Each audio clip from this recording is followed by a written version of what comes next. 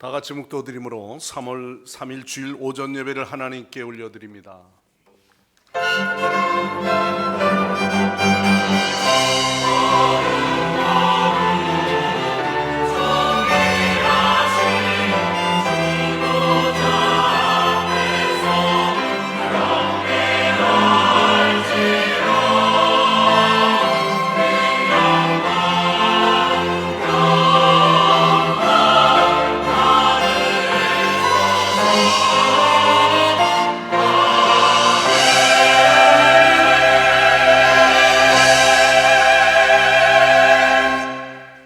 내가 무엇을 가지고 여호와 앞에 나아가며 높으신 하나님께 경배할까? 사람아, 주께서 선한 것이 무엇임을 내게 보이셨나니 여호와께서 내게 구하는 것은 오직 정의를 행하며 인자를 사랑하며 겸손하게 내 하나님과 함께 행하는 것이 아니냐. 아멘. 사랑이 많으신 하나님, 춥고 움츠렸던 겨울을 지나가게 하시고 또한 희망이 넘치는 3월의 봄을 시작하게 하심을 감사드립니다. 거룩한 주일 아침 은혜를 사모하며 성전을 찾은 주의 백성들에게 오늘도 따뜻한 봄날의 햇살과 같이 소망의 은혜를 저희들에게 부어 주옵소서. 가리워진 우리의 마음을 하나님께서 녹여주시고 옥토같이 부드럽게 일구어주시며 들려주시는 진리의 말씀이 우리의 마음밭에 심기워 아름다운 믿음의 싹을 트게 하여 주옵소서. 예수님의 이름으로 간절히 기원하옵나이다. 아멘. 다 일어나셔서 찬송가 36장 찬송합니다.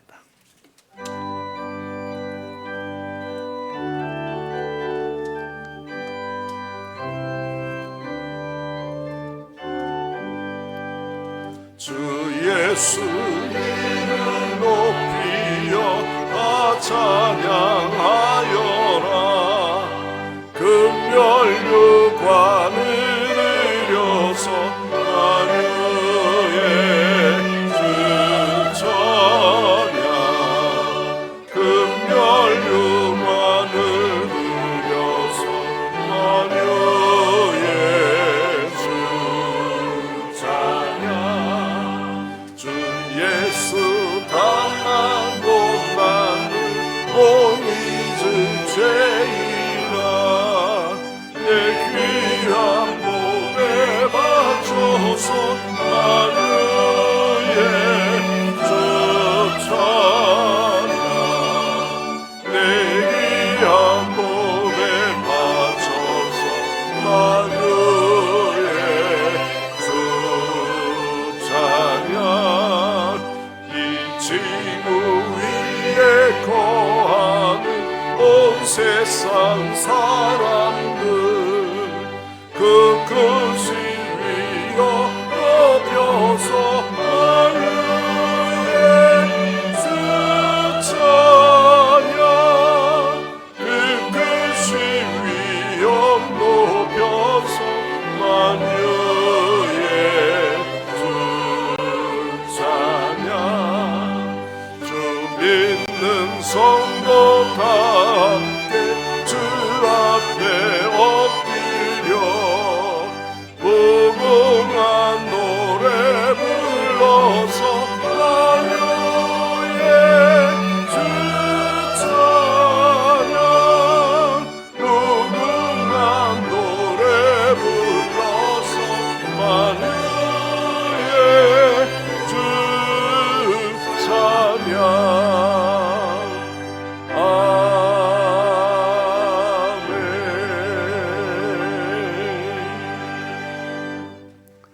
성시 교도하겠습니다. 교동문 126번 사순절 3번 교동문입니다. 여호와여, 나의 영혼이 주를 우러러 보나이다. 나의 하나님이여, 내가 주께 의지하였사오니 나를 부끄럽지 않게 하시고 나의 원수들이 나를 이겨 개가를 부르지 못하게 하소서. 주를 바라는 자들은 수치를 당하지 아니하리로다. 까닭없이 숨기는 자들은 수치를 당하리이다. 여호와여, 주의 도를 내게 보이시고 주의 길을 내게 가르치소서. 주의 진리로 나를 지도하시고 인도하소서. 주는 내 구원의 하나님이시니 내가 종일 주를 여호와여, 주의 궁일하심과 인자하심이 영원부터 있었사오니 여호와여, 내 젊은 시절의 죄와 허물을 기억하지 마시고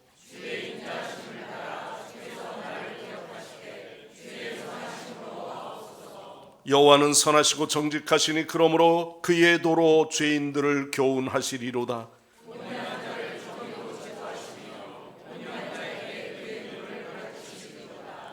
여호와의 모든 길은 그의 언약과 증거를 지키시는 자에게 인자와 진리로다. 아멘. 다 함께 사도신경으로 우리의 각자의 신앙을 고백합니다. 나는 전능하신 아버지 하나님 천지의 창조주를 믿습니다. 나는 그의 유일하신 우리 주 예수 그리스도를 믿습니다. 그는 성령으로 잉태되어 동정녀 마리아에게서 나시고 본디오 빌라도에게 고난을 받아 십자가에 못 박혀 죽으시고 장사된 지 사흘 만에 죽은 자 가운데서 다시 살아나셨으며 하늘에서 전능하신 아버지 하나님 우편에 앉아 계시다가 거기로부터 살아있는 자와 죽은 자를 심판하러 오십니다. 나는 성령을 믿으며 거룩한 공교회와 성도의 교제와 죄를 용서받는 것과 몸의 부활과 영생을 믿습니다. 아멘. 제자리에 앉으셔서 다 함께 찬송가 95장 부르시고 예배를 위해서 김도원 장로님 기도하십니다.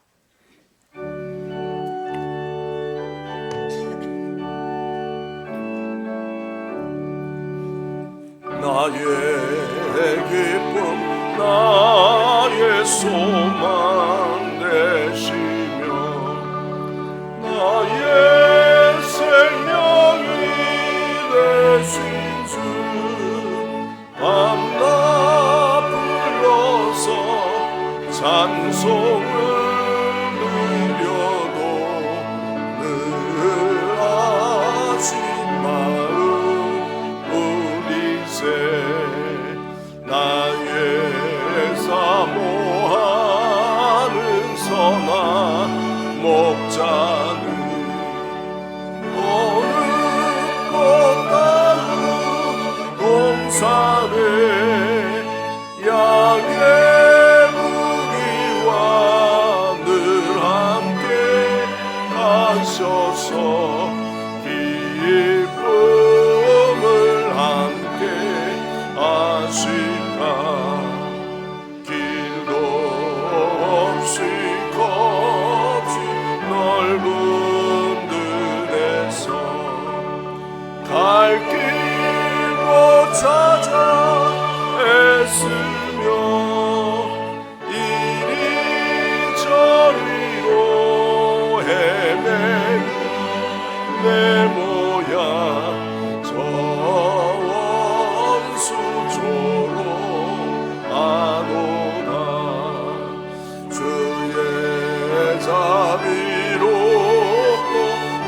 평안 얼굴 모든 천사도 반가며 주의 놀라운 진리의 말씀에 천재가 와닿아도다.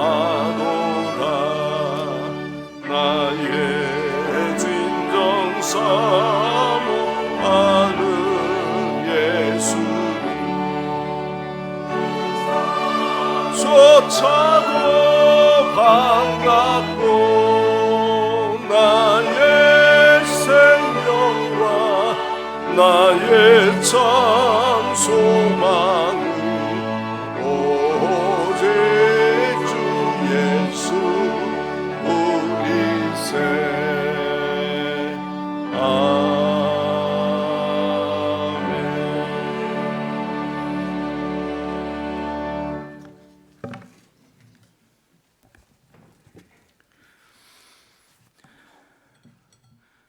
할렐루야. 사랑의 하나님 아버지, 감사와 찬양, 영광과 존귀를 돌려드립니다.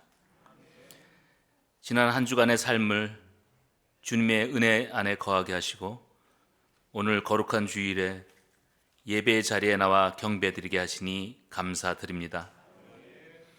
사랑의 주님, 언제나 주의 말씀대로 살아가겠다고 다짐하였지만 우리의 나약함으로 인해 하나님을 기쁘시게 하지 못하고 나 자신의 욕심과 만족을 위해서 살아왔음을 고백합니다. 이 시간 용서해 주시고 주님의 보혈로 깨끗게 씻겨 주시옵소서. 특별히 지난 주간에 신년 축복 대성회를 통해 은혜 베풀어 주셔서 하나님과의 첫사랑을 회복하게 하시니 감사드립니다. 전심으로 믿고 구하라는 말씀을 마음에 새겨서 우리의 마음이 옥터가 되어 30배, 60배, 100배의 열매를 맺게 하여 주시옵소서. 우리의 인생이 새롭게 변화되고 가정이 변화되고 우리 교회가 부흥할 수 있도록 도와주시옵소서. 사순절 기간입니다.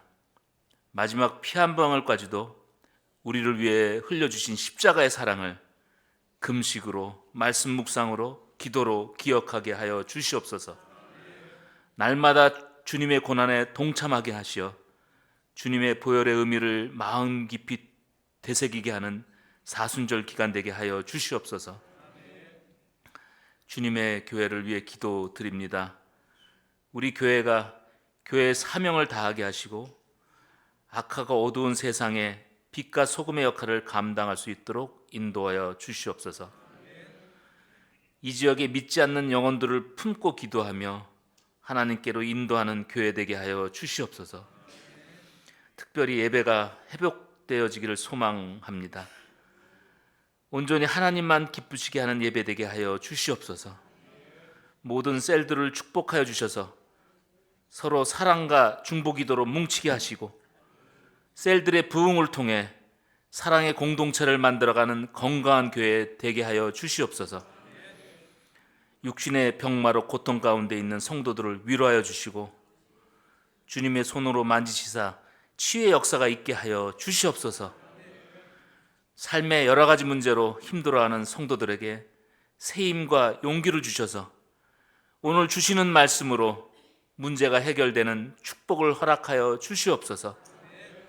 오늘 말씀 주시는 목사님과 함께 하셔서 진리의 말씀을 전하기에 부족함 없는 능력을 허락하여 주옵소서. 목사님의 가정과 사역을 위해 함께하여 주셔서 몸된 교회와 성도들을 위하여 목회하는 데 어려움이 없도록 인도하여 주시옵소서. 성가대의 찬양이 하나님께 상달될 수 있게 하시고 듣는 우리에게도 은혜의 시간이 되게 하여 주시옵소서. 끝나는 시간까지 함께하여 주셔서 주님과 온전히 연합되는 예배되게 하여 주옵소서. 우리 인생을 주관하시는 주 예수 그리스도 이름으로 감사하며 기도드립니다. 아멘.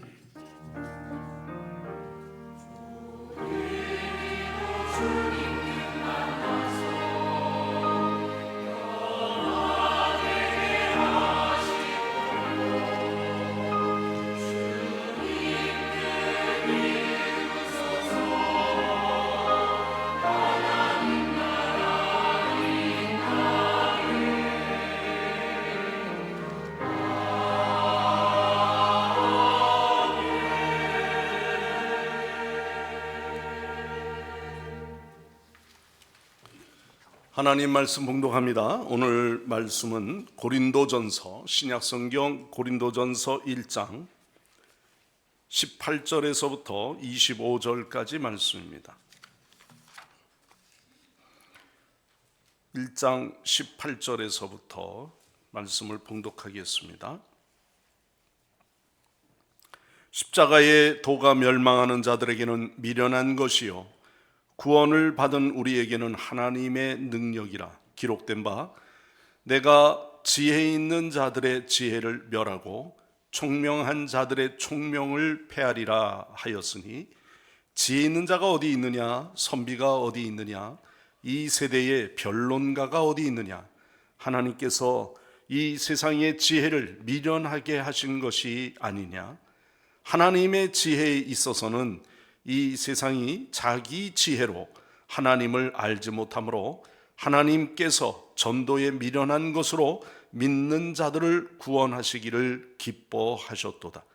유대인은 표적을 구하고 헬라인은 지혜를 찾으나 우리는 십자가에 못 박힌 그리스도를 전하니 유대인에게는 꺼리끼는 것이요 이방인에게는 미련한 것이로되 오직 부르심을 받은 자들에게는 유대인이나 헬라인이나 그리스도는 하나님의 능력이요 하나님의 지혜니라. 하나님의 어리석음이 사람보다 지혜롭고 하나님의 약하심이 사람보다 강하니라. 아멘. 아멘. 이 시간 글로리아 성가대에서 찬양으로 하나님 앞에 영광 올려드립니다.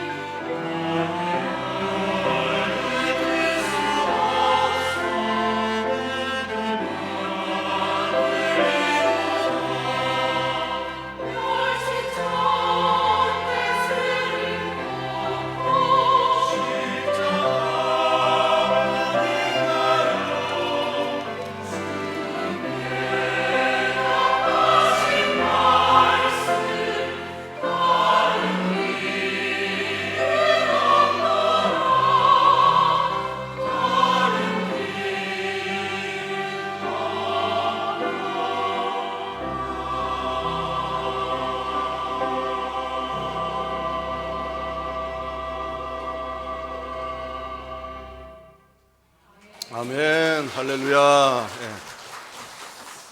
찬양처럼 다른 길은 없습니다. 오직 십자가의 길만이 우리의 길인 줄 믿습니다. 우리 옆 사람에게 우리 주님의 축복이 함께 하시길 바랍니다. 인사 좀 나누시길 바랍니다. 주님의 축복이 함께 하시길 바랍니다. 할렐루야. 네. 남이 잘 되라고 자꾸 빌어주고 권면해주면요, 나도 덩달아 잘 되어집니다. 옆에 가게가 잘 되면 내가 망하는 게 아니고요, 그 가게 때문에 내 또 다른 손님이 내게 오는 거죠. 바로 그런 은혜가 있기를 바라면서 한 주간 더욱 말씀 붙들고 살아가는 우리 귀한 성도님들 되시기를 간절히 축원합니다. 사람들이요, 신앙을 추구하는 방식들을 크게 보면은 두 가지라고 봅니다. 하나는 이성주의적 접근 방식입니다. 다른 하나는요, 이성이 아닌 신비주의적 신앙 추구하는 모습들이라고 말할 수가 있습니다. 이것은 성경에서 어떤 면에서 보면은 크게 철학적인 방식 가운데 헬라식의 방식들이 있습니다. 그 헬라 문명에 받아서 그들은 궤변을 하고 철학을 나누고 그렇게 행하죠. 그래서 원래는 신학할 때는 신학을 하고 철학을 하는 게 길이 원래는 그건 잘못된 거예요. 거꾸로 가는 겁니다. 차라리 철학을 하고 신학을 접하는 것은 온전하다. 교수님들이 그렇게 가르쳤어요. 야, 왜 신학을 하고 왜 그 다음에 철학을 하냐? 철학을 기초로 세우고 그 위에 이 철학보다도 훨씬 나은 신학을 더욱 우리가 배우고 접해야 된다, 이런 이야기를 하죠.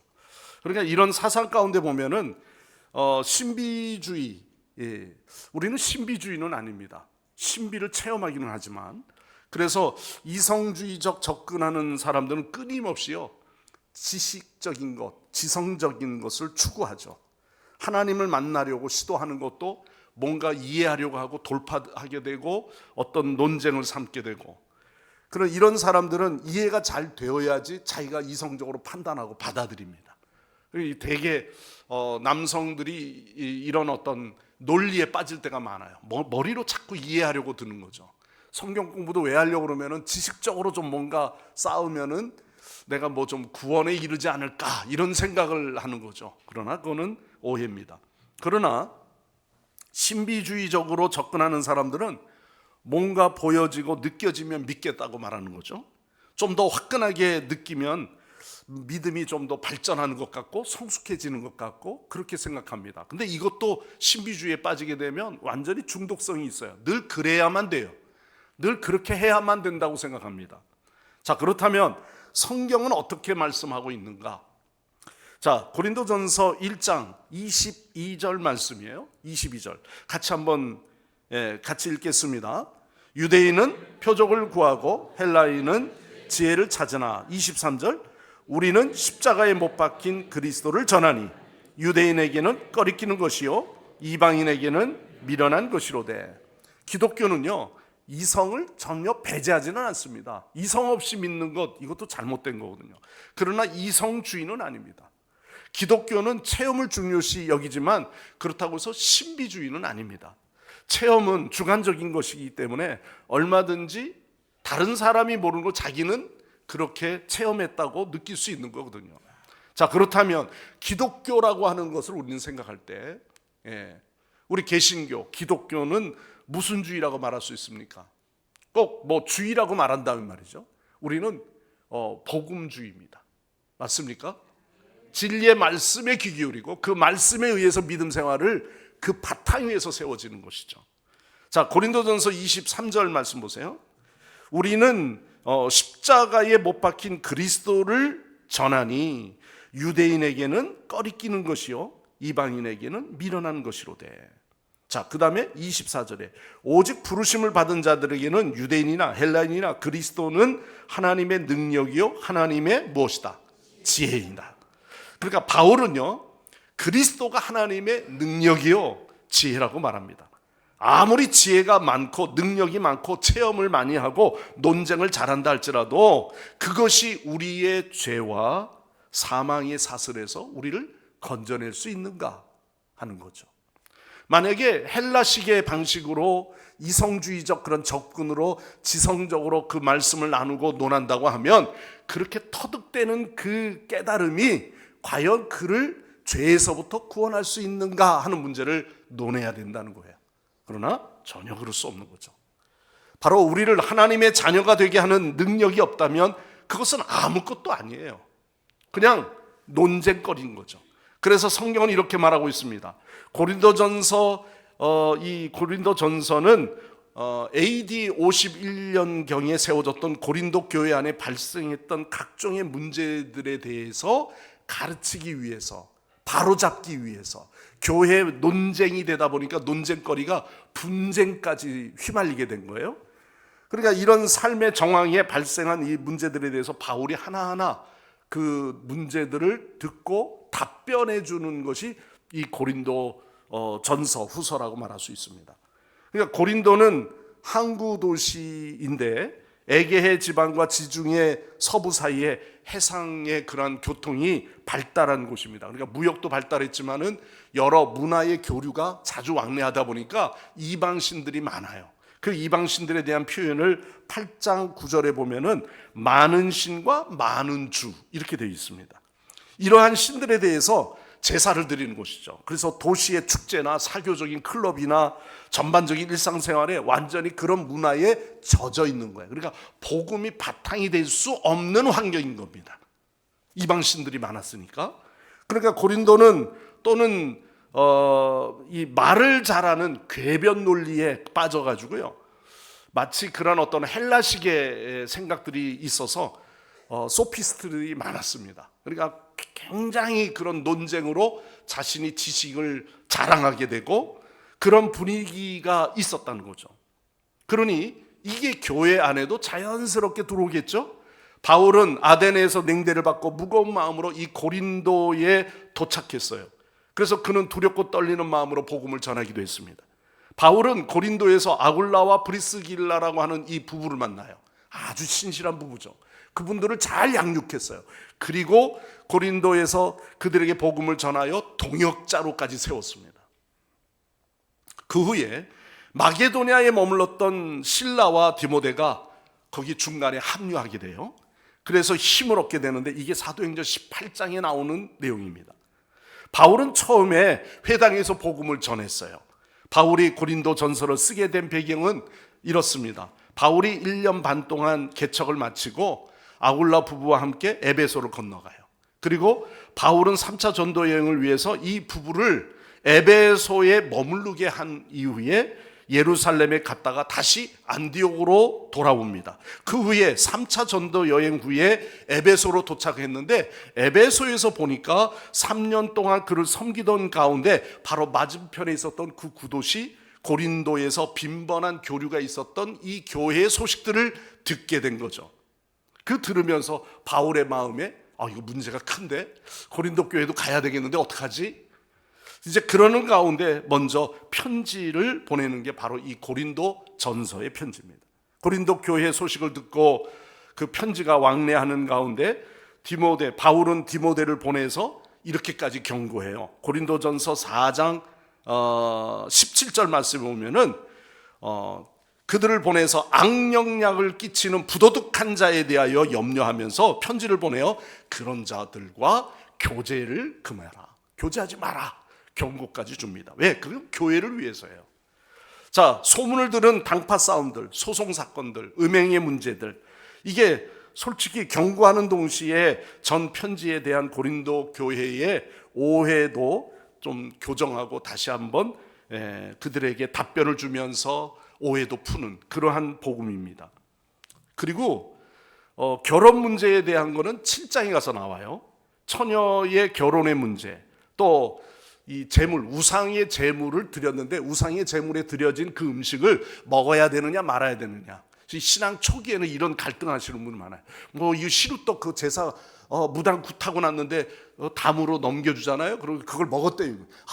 권사님이 저런 걸 먹으면 안 되는데 이런 문제가 있어요. 생활 속에서 재물을 먹는 문제, 과연 이것이 옳으냐 그르냐 뭐 등등의 이야기입니다. 심지어는 은사에 대한 것도 논하는 것이 나오는 게 12장에. 헌물에 대한 것, 연보의 문제가 16장의 1절에 나와요. 그리고 여러 아볼로의 문제 등등 이런 내용들이 나오게 되죠. 그래서 바울이 쓰던 이 편지에 이어서 고린도 교회의 질문에 대해서 하나님 편에서 이 문제 해결 방안을 제시하는 거죠. 그러므로 1장에서 6장까지는 글로에의 집 사람과 다른 사람들의 보고에 따라 쓴 것이고요. 7장에서 16장까지는 고린도 교회의 질문에 대해서 답변하는 내용이에요. 매우 앞에는 개인적인 것이지만 그러나 그것도 하나의 교회 전체적인 문제라고 봅니다. 그 중에 오늘 말씀은 바울이 고린도 교회 분열과 또 실상 부당함을 지적하며 책망한 이후에 구체적으로 그 분쟁의 근본이 되는 세상의 지혜, 거기에 대해서 대응하는 하나님의 지혜가 뭐냐, 이거를 설명하는 거죠. 자, 우리가 믿음 생활하다 보면, 이성적인 판단하다 보면요, 세상적 지혜와 하나님의 지혜, 이거에 대한 부딪힘이 있어요.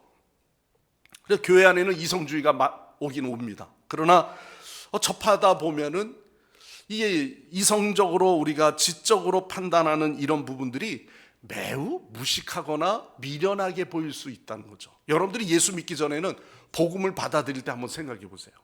예수 믿는다는 그 자체부터가 상당히 좀 저 사람들은 너무 한쪽에 치우쳐서 미련한 복음을 받아들이는 것 아닌가 이런 생각을 하게 되죠. 즉 이렇게 이해해 볼 수가 있어요. 사실 21절의 말씀에서 말하는 것처럼 21절 하나님의 지혜에 있어서는 이 세상이 자기 지혜로 하나님을 결코 어떻게 할 수 없어요? 알 수 없어요. 이게 세상적 지혜입니다. 세상적 지혜의 한계입니다. 공부했다고 해서 성경을 나 백독했어요. 나 교회 안 나가는 이유, 당신이 교회 성경을 얼마나 읽었는지 모르지만 그 성경 읽은 것 가지고 지적인 논쟁을 하려고 그래요. 절대 이런 사람하고 논쟁하지 마십시오. 말장난일 뿐입니다. 무슨 어떤 패널들 모아놓고서 교회에 대한 어떤 비판을 하면서 종교과인가요? 무슨 그런 학설을 가지고 이상한 논리를 피기도 하지요. 여러분, 하나님의 지혜인 십자가의 도가 하나님을 믿지 아니한 사람들에게는 왜 미련하게 보이겠습니까? 생각해 보세요. 그 이유가 뭘까요? 우리가 상식선에서 볼 때 십자가는 사실 패망이요 마지막 저주의 십자가예요. 저주의 형틀이라는 것이죠. 저주받아서 비참하게 밟히고 찢김바 되고 그리고 자기 몸까지 다 상해해서 죽어버린 그 영혼의 모습들을 보면은 이건 너무 무모하고 미련한 거 아닙니까? 우리가 십자가를 은혜로 보니까 그 십자가 속에서 뭐예요? 나의 죄가 보이잖아요. 십자가를 보면 예수 그리스도의 죄가 보입니까? 예수 그리스도를 통해서 내 죄가 사해진 바 된 것이 될 때 내가 구원받았고 은혜가 되는 거죠. 근데 세상 사람들이 볼 때는 이 저주의 형틀의 십자가에 매달려서 갈기갈기 찢어지는 온 피를 쏟아내는 이런 모습들, 심지어는 가톨릭에서는 이 사람이 죽는 그 모습을 의학적으로 굉장히 많이 연구를 합니다. 그래서 형틀의 십자가를 심지어는 직접 박아보기도 해요. 그래서 사람 몸이 그 고통을 겪기 위해서 몸의 구조가 어떻게 반응하는가 이런 것도 연구하는 의학자들이 있어요. 가톨릭의 의학계들은 굉장히 그런 거를 어떤 의학이면 의학적인 발견을 통하는 거죠. 사람의 몸이 그 십자가에서 다 쳐져서 그리고 이 횡격막에서 호흡을 하기 위해서는 무릎을 다시 펴서 계속 호흡을 가다듬며 그 십자가에서 견뎌보려고 오르락내리락 하는 거예요. 그래서 그 죄수들이 오래 있지 못하도록 무릎을 분질러 버립니다. 그래서 그 몸이 축 처져서 안식일 전에 장례식을 마치도록까지 하는 그런 과정을 겪죠. 예수님에게는 신포도주를 올려서 마치 그런 어떤 고통을 그래 거기서 이겨봐라 그러면서 그러한 마취적인 역할을 하는 포도주를 담아서 쓸개즙과 같이 드리는 그런 경우도 있죠. 그러나 여러분, 이런 것들을 우리가 지식적으로 의학적으로만 보면 한번 생각해 보십시오. 얼마나 무모한 그런 고초를 당하는 세상적 지혜와 지식으로는 도무지 이해될 수 없는 거예요. 그렇지 않습니까? 여러분들이 예수 믿게 되었을 때 내가 예수님이 날 위해 십자가를 달려 죽으셨대. 쉽게 믿어지던가요? 저도 모태신앙입니다만 정말 그냥 교회만 이렇게 중학교, 고등학교 때까지는 그냥 그렇게 다녔죠. 그러나 그것이 예수 그리스도의 십자가가 내 십자가, 나를 구원하신 십자가로 깨닫는 순간은요, 얼마나 그 앞에서 울게 됩니까? 펑펑 눈물이 쏟아지죠. 막 옆에 누구 가릴 것 없이요, 막 콧물 쏟아지고 막 눈물이 범벅이 되죠. 그런 은혜 체험들을 이루는 건 아닙니까? 승리를 강조해도 모자랄 판에 죽음의 이야기를 해요. 고난에 대한 이야기를 해요. 이거 얼마나 미련한 복음이에요. 고난의 저주에 상징하는 이 십자가 상식적이지 않죠. 얼마나 비상식적입니까? 그래서 당시에 이스라엘 백성들은 왕으로 오실 메시아만 기다리는 거예요. 왕으로 오셔야 돼. 면류관을 쓰고 백마를 타고 백마까지는 아니더라도 어떠한 마차를 타고 들어올 수 있는 그런 승리의 개선가가 그런 장군이 들어오는 것처럼 입성하기를 원하는 거죠. 그래서 성경에 보면 인위적이진 않지만 자연스럽게 예수님이 십자가에 오르시기 전에 예루살렘 성에 오를 때 환영하는 인파들의 모습 기억하시죠? 예수님을 뭐라고 하면서 경배했어요? 호산나, 호산나, 다윗의 자손이여. 얼마나 그 찬양 소리가 컸습니까? 예? 오늘 정말 이 성가대의 찬양에 부르는 소리보다도 아마 더 컸을 거예요. 왜? 어린아이들까지도 나와가지고 종려나무 가지를 들고, 그 종려 주일이 있잖아요. 근데 요 기간 겨우 하루 이틀밖에 없습니다.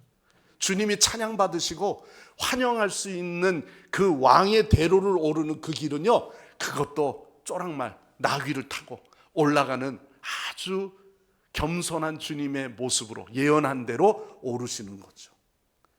이것이 찬양의 전부예요. 그 다음부터는 뭡니까?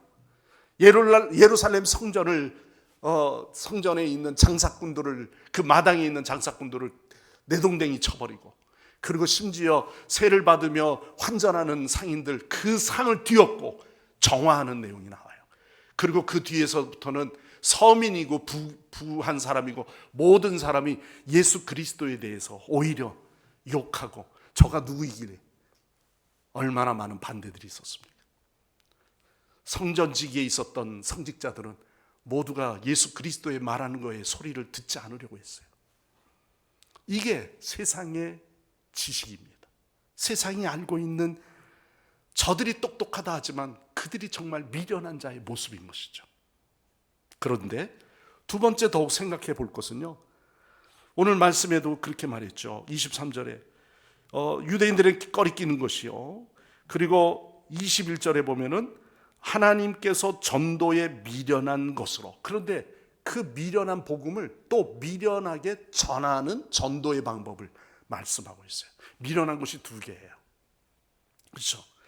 자, 그러면 오늘 여기에 왜 전도라고 하는 이 미련한 방법을 사람들에게 쓰게 하셔서 그걸 통해서 구원하게 하시는가? 세상의 타락한 지혜로는 하나님을 알지 못하기 때문입니다. 세상 사람들은 하나님을 아는 것 같지만요, 전혀 모르고요, 하나님을 만난 것 같지만 전혀 만나지 못했어요. 나름대로 하나님을 더듬어 찾으나 하나님을 찾은 사람은 전에도 없었고 그 이후에도 없었다고 말하고 있습니다. 왜냐하면 모든 사람이 죄를 범하였음에 하나님의 영광에 이르지 못하기 때문이죠. 로마서 말씀입니다. 그래서 십자가는 불가피한 거예요. 미련하게 보이는 것 같고 도무지 우리가 육신적으로는 이해될 수 없는 그런 한계이지만 그 십자가를 질 수밖에 없는 것, 그리고 성경에 찾아보시면 어느 시대에나 마찬가지였어요. 십자가가만 그때만 있는 것이 아닙니다. 십자가의 구원은 사실 노아의 시대를 가보십시오. 노아의 시대에 의인이 없어요. 그 시대는 의인이 살았던 시대에도 모든 혈육 있는 자들은 다 모두가 행악자라고 그랬습니다. 죄악이 관영한 시대라고 그랬어요. 그 마음의 생각의 모든 것들이 다 악할 뿐이라고 그랬습니다. 그렇기 때문에 노아의 시대에 홍수의 심판이 있죠. 과학자들은 이걸 또 증명하기 위해서 홍수 심판이 정말 과학적으로 그렇게 있었나, 지질학적으로 그런 때가 있었는가, 중국인가 어디 그 맨 위에 지역에는요, 그 지층에 진흙층이 몇 천 년 전에 있었던 진흙층들이 발견한다고 합니다. 꼭 이런 걸 봐야지만, 야, 이게 역사적으로 그러면 이게 맞아? 2000년 전이야? 이게 3000년 전인가? 맞아? 그런 어떤 역사적인 근거들을 얻으려고 하지요. 그렇다고 해서 예수 믿거나 하나님을 찾는 건 아닐 겁니다. 그러나 노아의 시대에 의인들이 살았던 시대에도 모두가 다 마음의 생각과 모든 것이 악하다고 말했어요. 그래서 하나님이 심판하신 거예요. 아브라함과 이삭과 룻의 시대는 어떻습니까? 의인 50명에서부터 점점점 줄더니 결국은 의인 5명까지 줄잖아요. 의인 5명이 없어서 소돔과 고모라 성이 완전히 불태운 바 되어는 불의 심판이 임합니다. 또 어떤 역사가들은 이런 걸 가지고요, 야, 이게 소돔과 고모라 땅이 그 사해에 있는 그 지역이래, 그래가지고 그러면 사해에 있는 물을 한번 다 빼보자고 이렇게 또 연구하는 사람이 있습니다.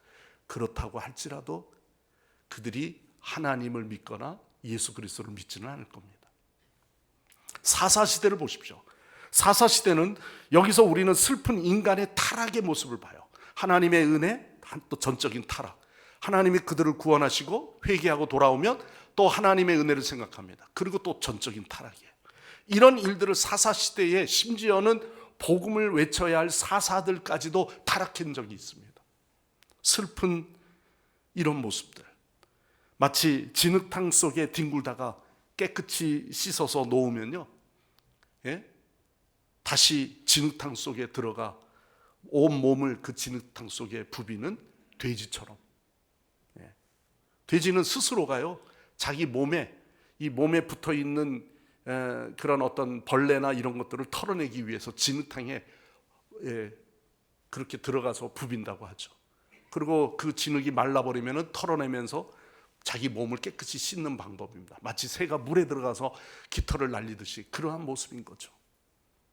인간의 타락의 모습이 마치 그렇다고 이야기하는 거예요. 열왕기 시대, 왕의 시대입니다. 왕정 시대에 오죠. 이스라엘의 첫 번째 왕인 사울 왕이 있습니다. 마지막 왕인 시드기야 이르기까지 그들의 역사는 참으로 몇 번의 빛나는 시기 외에는요 모두가 타락과 퇴보와 우상 숭배였어요. 그로 인해서 솔로몬 이후의 시대는 북이스라엘과 남유다로 분열되는 분열의 왕국 시대를 맞이합니다.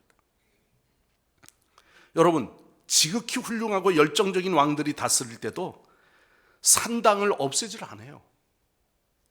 민심들을 바라보면서 산당이 있다는 것은 그 우상을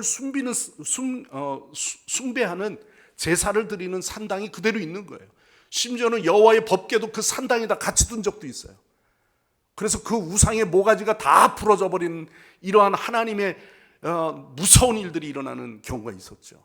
그런데도 인간은 깨닫지 못하는 겁니다. 그래서 다윗은 이렇게 기도합니다. 시편 12편 1절 말씀에 여호와여 도우소서, 경건한 자가 끊어지며 충실한 자가 인생 중에 없어지도소이다. 이사야는 그 당시에 하나님을 잘 믿는다는 이스라엘의 영적인 상태를 이렇게 묘사하죠. 이사야 1장 5절 말씀입니다. 너희가 어찌하여 매를 더 맞으려고 더욱 패역하느냐. 온 머리는 병들고 온 마음은 피곤하였으며. 이사야서 1장 9절에는 만군의 여호와께서 우리를 위하여 조금 남겨두지 아니하셨더라면 우리가 소돔 같고 고모라 같았을 것이로다.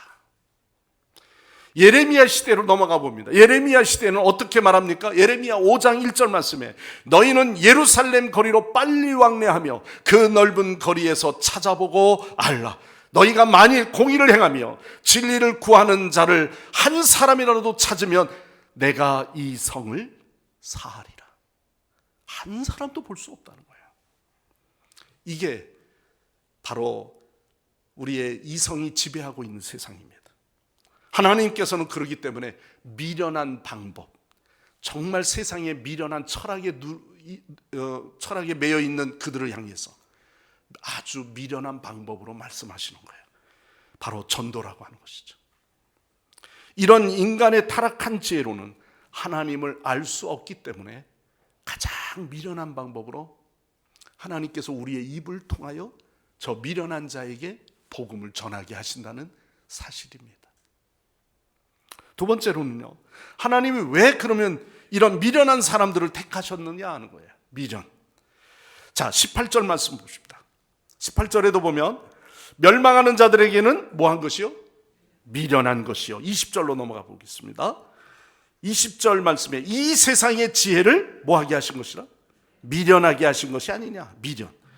21절에도 23절에도 25절에는 어리석음, 27절에도 다 모두가 미련함과 어리석음에 대하여 이야기합니다. 미련 때문에, 최진희의 미련 때문에. 어떤 사람은 전화를 했더니 최진희의 미련 때문에 노래가 덩실덩실 나오더라고요. 여러분, 무엇에 미련을 갖고 있죠? 이 세상은 세상에 없는 자, 천한 자, 약한 자, 그리고 미련한 자를 하나님은 택하셔요. 왜죠? 저 미련한 자들에게 복음을 전하게 하시려고. 그들의 스스로는 지혜롭다, 내가 정말 똑똑하다 라고 생각하는 그들에게 가장 미련한 자를 택하여 가지고 그들로 인하여 지혜롭다 하는 자를 뭐하게 하셔요? 수치를 당하게 하시는 거예요. 너희들이 얼마나 어리석냐. 이게 주님의 역설적인 방법입니다. 우리가 똑똑해서 예수 믿게 되었습니까? 전혀. 우리는 미련한 자인데 나 미련한 자에게 복음을 듣게 하시고 깨닫게 하시고 나를 불러주시고 또한 지금도 주님은 나를 기대하시면서 사용하기를 원하시는 줄 믿습니다.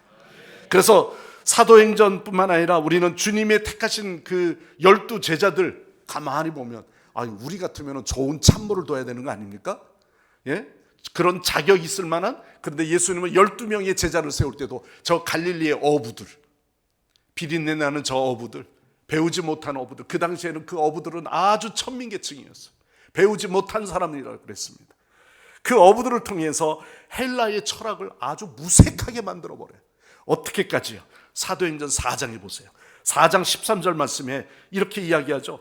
저희가 베드로와 요한이 담대하게 말함을 보고 그들을 본래 학문 없는 범인으로 알았다가 이상히 여기며 또 전에 예수와 함께 있던 줄도 알고. 여기에 보십시오. 학문 없는 범인으로 알았어요. 근데 베드로와 요한이 어부인데 기탄 없이 말하는 걸 보고 그들은 놀랬다고 그랬죠. 특별히 고린도라는 이 도시에 사는 사람들은요, 그 당시로서는 가장 지혜와 지식이 많은 사람이라고 스스로 자부심이 있었어요. 뭔가 아는 것이 많아서 그들은 자기가 좋아하는 지식인을 따라서 당파를 나누기도 했어요. 내가 누구의 파야?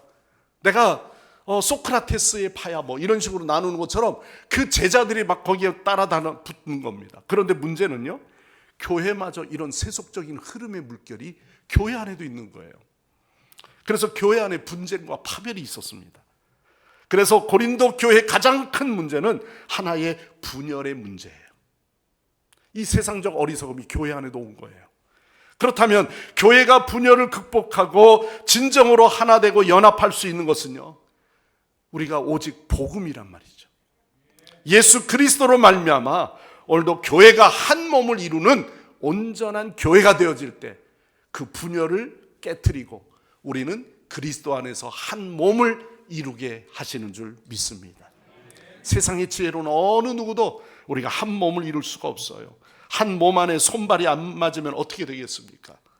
에베소 4장 5절 말씀에는 주도 하나요, 믿음도 하나요, 세례도 하나요, 하나님도 하나니라. 성령이 하나 되게 하신 것을 너희들은 힘써 지키라.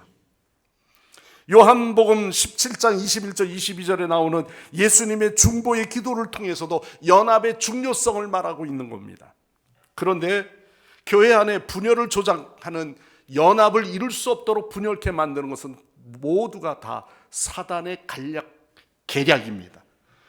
이 연합을 이루지 못하도록 만드는 것이죠. 그렇다고 해서 우리가 연합이라고 해서 각자의 독특한 색깔까지 다 무시하고 획일적으로 같아야 된다는 그런 말은 아니에요. 우리가 예수 그리스도를 주로 모시고 그분 안에서 한 몸을 이루는 각양의 지체들이 각자의 역할들을 감당하면서 연합을 이루는 것이다. 그러니까 은사를 가졌어도 그 은사가 누가 최고다 맨날 이렇게 따지는 게 아니에요. 방언이 최고다, 뭐 누가 치유의 최고다, 귀향이면 누굴 넘어지게 하는 게 최고다, 뭐 이런 게 아니라 모두가 그 은사의 모든 것들이 각자의 색깔들이 있다는 거죠. 여러분, 수많은 꽃들이 크기가 다르고 색깔이 다르지만요, 그 하나의 아름다움의 조화를 이루어내는 것, 그게 바로 우리의 꽃들의 조화죠. 여러분, 여기에 있는 꽃 아름답습니까? 어색합니까? 아름답죠. 여러분, 아름답지 않습니까? 네, 꽃꽂이 위원들 다 들어요. 네, 아름답잖아요. 보면은 아름답습니다. 그래서 오죽하면 예배 끝나고 나면은 적어도 사진 하나씩 담는 사람이 있어요. 어느 교회는 꽃꽂이를 홈페이지에다가 매주 꽃꽂이를 이렇게 정리하는 곳도 있는데 그만큼 아름답다는 거죠. 그런데 말하자면 이 아름다움의 모든 것들은 색깔도 다릅니다. 어떤 거는 뭐 이렇게 분홍빛도 나고, 또 어떤 거는 좀 주황빛도 나고 노란빛도 나고, 이것들이 다 조화를 잘 이루고 있잖아요. 다 똑같은 걸 해야 되는 거 아닙니까? 그거는 장례식 꽃입니다. 장례식 근조 조화는요, 모양도 동그랗게 좀 그렇게 나도 좀 알바할 정도로 되겠더라고. 그 정도. 그 어아시에다 꽂아 넣으면은요, 뭐 그거 동그랗게 제대로 만지면 국화꽃 한 다발, 밑에는 뭐 무슨 이파리 뭐 이것만 넣으면 끝이에요. 그런데 근조 조화를 보면서 야, 참 아름답다 이래 본 적 있습니까? 거기 써져 있는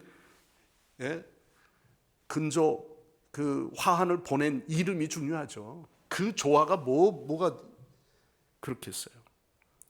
획일적이라고 하는 것은 이런 것을 통해서 우리는 획일이라고 할 겁니다. 전도라고 하는 부분도 마찬가지입니다. 오늘 우리에게 말씀하시는 이 내용도 사실 그래요. 그리스도 안에 우리가 훌륭한 하나님과의 화모니, 아름다운 소리를 내는 것이죠. 하나님이 창조하신 세계를 보십시오. 완전한 조화를 이루고 있습니다. 가정도 조화를 이루고요. 아름다운 교회도 형제와 자매가 연합하여 동거함으로 함께 아름답죠. 진정한 연합은 많은 열매를 맺는 겁니다. 그래서 이 미련한 전도를 통해 세상 사람들이 보는 것을 야, 니들 뭐 굳이 남 믿으라고 그렇게 전해야 돼? 그렇게 말할런지 모르지만 그러나 세상이 미련하기 때문이에요. 이렇게 안 하면 그들이 듣지도 않고 알지도 못하고 만날 수도 없기 때문입니다. 저절로 지나가는 사람이 시장통 가다가 야, 여기 교회 괜찮네 해가 들어오는 사람은 없어요. 어쩌다가 한 번은 올 수 있겠죠. 뭐 화장실에는 자주 왔다 갔다 할런지는 모르지만 아주 화장실도 단골 공동 손님들이 있습니다. 우리 교회 이제 시장통에서 그 공동 화장실은 이 성강교회 가면 깨끗하다더라 그래서 오는지도 모르겠어요. 그러나 언젠가는 그 화장실에서 은혜 받을 날도 올지도 몰라요. 그러니까 누군가가 좀 시간이 내시면요, 아름다운 신앙의 엽서 카드 같은 걸 화장실에다 붙여 놓으십시오. 누가 앉아서 볼일 보다가도 은혜 받는 수가 올 거예요. 그것도 하나의 전도의 방법일 겁니다. 여러분, 연합을 방해하는 죄를 버리고 불의를 버리고 이기심을 버리고 교만함을 버리고 인간 차별을 버리고 그 대신 하나됨을 위하여 우리가 기도에 힘쓰고 말씀 듣기를 힘쓰고 서로 짐을 지고 나눠주기를 힘쓰면서 성령 안에서 우리가 하나 되기를 힘쓸 때 그 교회가 온전히 우리는 그 미련한 전도의 복음을 통해서 많은 영혼들에게 교회가 교회됨을 전할 수 있는 그런 복음의 놀라운 역사가 일어날 줄 믿습니다. 전도라고 하는 이 미련한 방법은 오직 예수 그리스도를 전하는 것이고요, 복음을 전하는 것이고요, 더 나아가서 십자가를 전하는 것입니다. 복음을 분명히 깨달았으면 우리는 본질적으로 우리는 모두가 하나를 이룰 수 있는 독특한 모두가 조화를 이루는 아름다운 교회 모습이 되어지는 것이고요. 더 나아가서 당파를 만들거나 파벌주의가 되거나 분열을 만드는 그러한 죄악된 세상의 모습이 아니라 교회가 다 독특한 아름다운 모습으로 부름받은 믿음의 성도들이 각자 맡은 바 본분을 다하면서 우리는 십자가의 복음으로 하나 되어지는 교회가 세워지기를 바랍니다. 사랑하는 성도 여러분, 하나님은 부족하고 미련한 우리를 택하여 불러주셨어요.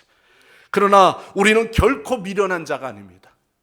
우리는 세상의 미련한 자들에게 향하여 우리는 참된 주의 복음을 전한 자가 되었기에 저와 여러분의 가슴 속에는 우리의 마음 속에 믿음의 분명한 확신을 가지고 다름이라고 하는 것을 배제할 것이 아니라 서로 수용하고 포용하고 다름을 갈등과 분열로 분쟁으로 삼는 것이 아니라 화해장으로 삼으셔서 교회가 더 연합하고 아름다운 믿음의 부흥을 이룰 수 있도록 우리 성도들이 더 깨어 기도하고 이곳에서 하나님의 은혜를 더욱 간구하는 여러분들 모두가 되시기를 간절히 축원합니다.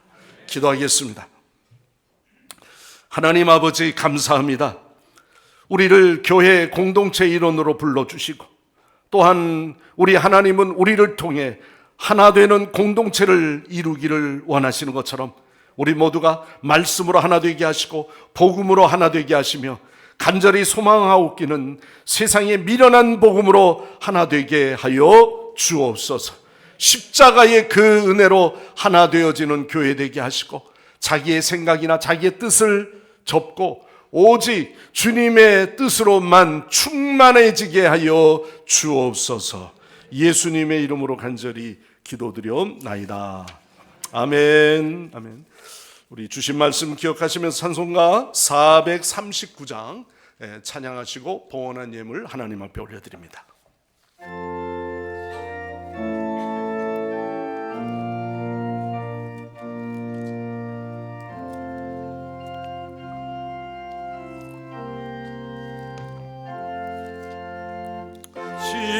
십자가 가까이 나를 이끄시고 거리 흘린 보혈로 개하옵소서. 십자가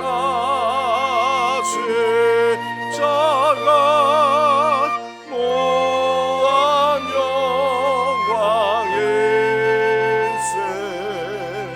요단강을 건넌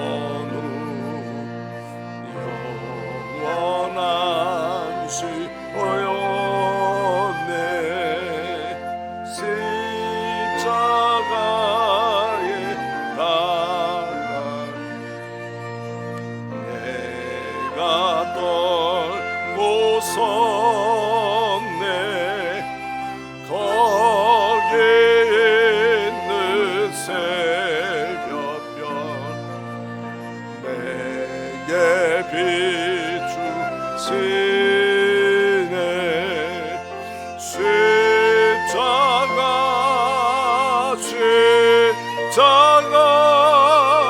무한 영광일세. 요단강을 건넌 후 영원한 시온네.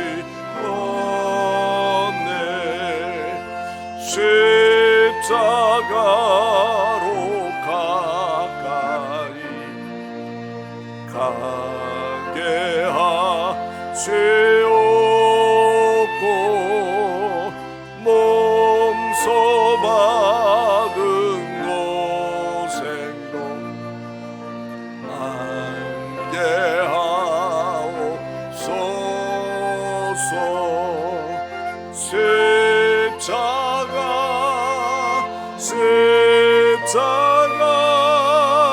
무한 영광일세. 요단강을 건넌 후 영원한 시온네. 십자가에 가까이 의지하고 서서 천국을 이룰 때까지 항상 머물겠네. 십자가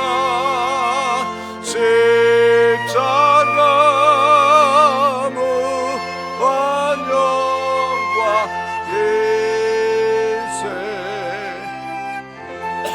난강을 건넌 영원한 시온네.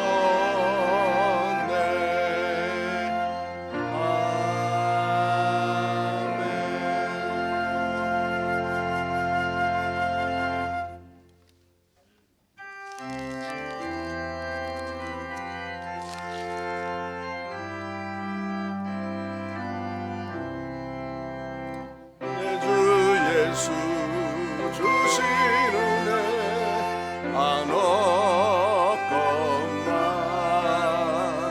인우 예수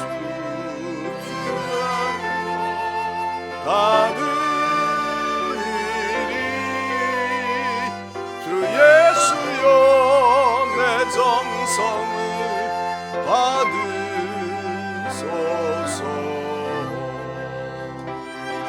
위에 위하신 본보기사 내 몸을 빚값으로 사셨으니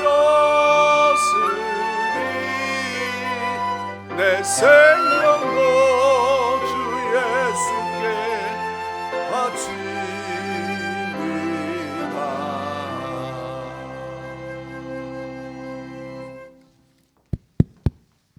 예, 반갑습니다. 어제까지 추웠다가 오늘 이렇게 따뜻한 봄 기운이 돋는 성회를 허락해 주신 하나님께 감사드립니다. 오늘 은혜의 말씀 감사드립니다. 세상 살아가는데 도서관에 말해 서점에 가면 위즈덤 지혜를 가는 책들이 너무나 많은데요. 오늘 진정한 지혜가 무엇인지 새삼 깨닫는 말씀 감사드리고 이 자리에 오신 성도 여러분들이 가장 지혜로운 사람이란 걸 믿습니다. 아멘. 신년 축복 대성의 믿음의 기도는 꿈을 이룬다. 은혜 많이 받으셨죠? 아멘. 올해 우리 성강교회 전심으로 믿고 구하라라는 캐치프레이즈와 너무나 딱 궁합이 맞는 주제의 대성회였던 것 같습니다. 감사드립니다. 교회 소식 전해드리겠습니다. 오늘 오후 11시에 정기당회가 있습니다. 그리고 오늘 11시 대예배 이후에 권사의 원례가 있으니 참석해 주시기 바랍니다. 오늘 오후 예배는 성가대 헌신 예배로 드리게 됩니다. 오늘은 그 강사 목사님으로 김종규 목사님을 모셨습니다. 금옥교회 원로 목사님 자제분이라고 알고 있습니다. 오후 예배도 많이 참석해 주셔서 성가대가 정말 아름다운 찬양으로 우리의 간구와 기도가 되는 찬양을 올릴 수 있도록 오후 예배도 많이 참석해 주시기 바랍니다. 사순절 교회 대청소가 총여전대 주관으로 내일 4일 월요일 오전 10시 30분에 있습니다. 형편 되시는 분들 참석해서 도와주시기 바랍니다. 사순절 21일 특별 새벽 기도회가 3월 1일 저번 주 금요일부터 3월 29일 금요일까지 매주 월, 금 진행되고 있습니다. 특성 순서는 주보에 잘 나와 있으니까 참조하시고 참석 부탁드리겠습니다. 본당 꽃꽂이는 우리 김지원 장로, 화계정 권사님 오타가 났습니다. 대하 김지원 장로님이 큰 새우를 좋아하시긴 하지만 대하는 아니고 대아입니다. 대아무역 24주년이네요. 지속 성장하는 기업 될 수 있도록 여러분들 중보기도 해주시고 축복해 주시기 바랍니다. 차영규 안수집사님, 서미옥 거사님께서 외손주 보셨습니다. 축하드립니다. 또 한 쌍의 영계 할아버지 할머니가 나오셨는데 축하 인사 드려주시기 바라고요. 또 그 외손주를 위해서 함께 축복 중보기도 부탁드리겠습니다.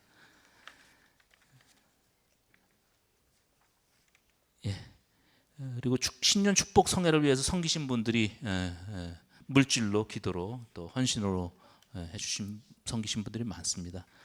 감사드리고요. 금주의 기도 제목 1, 2, 3번 나와 있습니다. 매일 기도하시면서 이 주보 들고 가셔서 기도할 때 이 기도 제목 추가하셔서 기도해 주시기 바랍니다.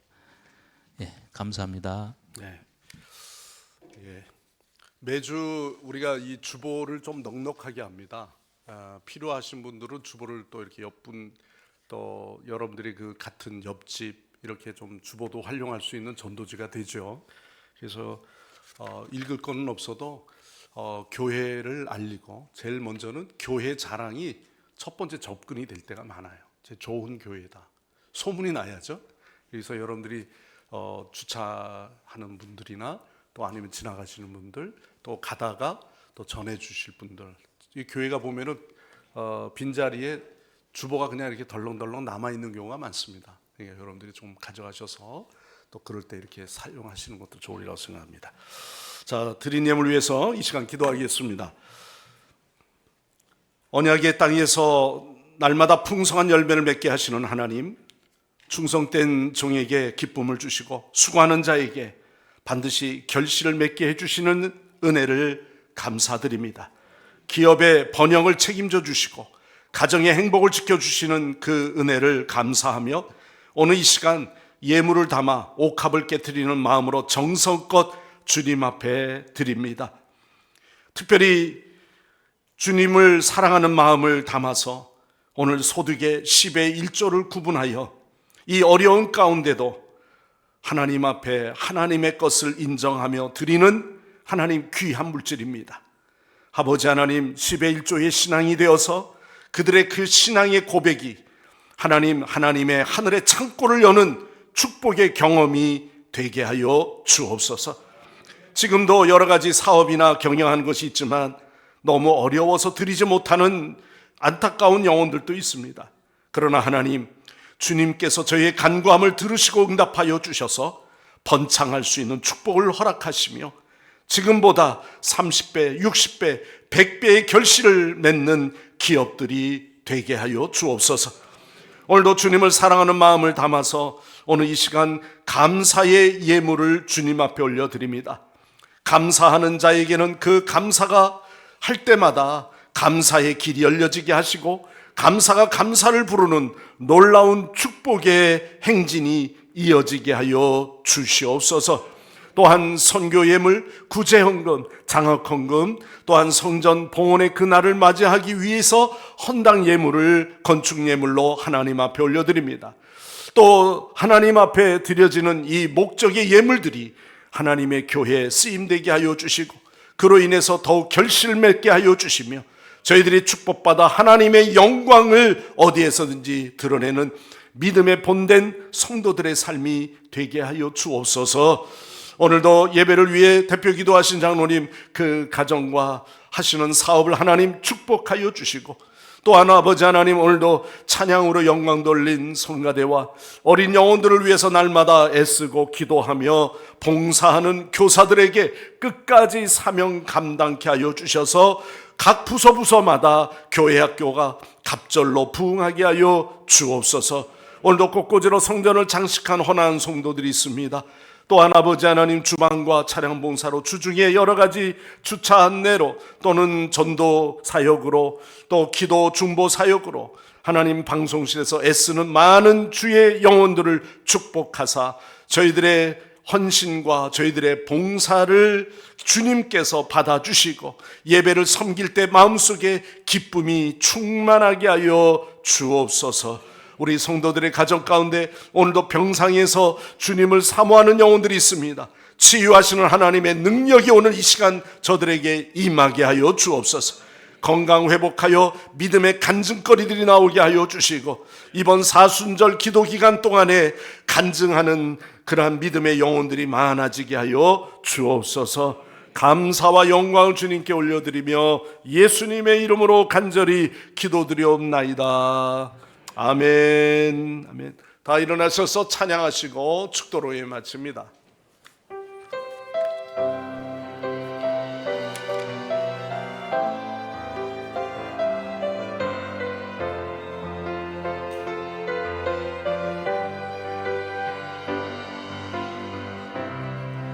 기도를 멈추지 마라. 눈앞의 상황이 마음을 눌러도 원망치 마라. 너의 입을 지켜라. 저들은 너의 입을 보고 있다.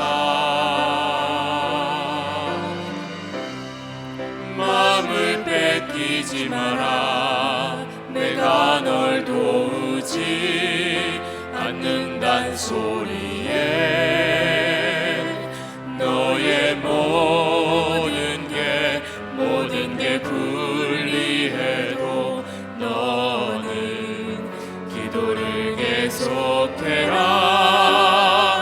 너 기도를 멈추지 마라.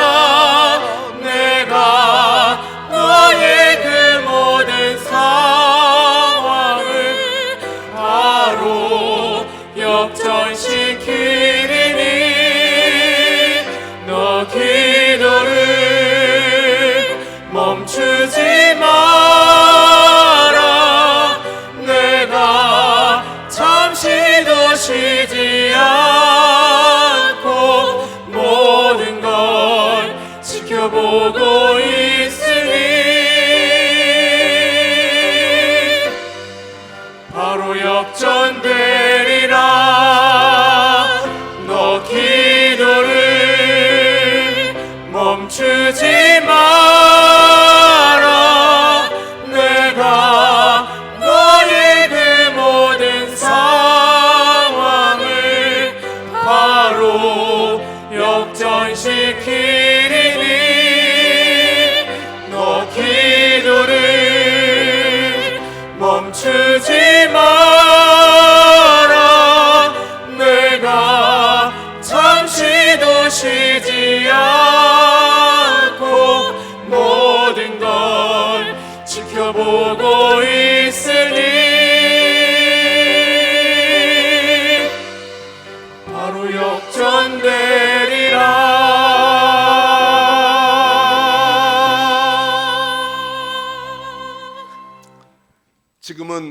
우리의 선한 목자 되셔서 저희의 삶을 선하고 복된 길로 인도하시는 예수 그리스도의 구속의 은혜와 독생자 예수 그리스도를 이 땅에 보내시기까지 지금도 우리를 사랑하시며 우리를 바른 길로 인도하시는 하나님 아버지의 무한하신 사랑하심과 또한 삶 속에서 우리를 위하여 친히 간구하시는 우리 성령의 충만 교통 인도하심이 주 앞에 예배하며 역전의 인생의 기회를 간구하기 원하는 우리 모든 성도들과 또한 주의 자녀들 머리 위에 이 나라와 이 민족 위에 영원토록 함께 하옵시기를 간절히 축원하옵나이다.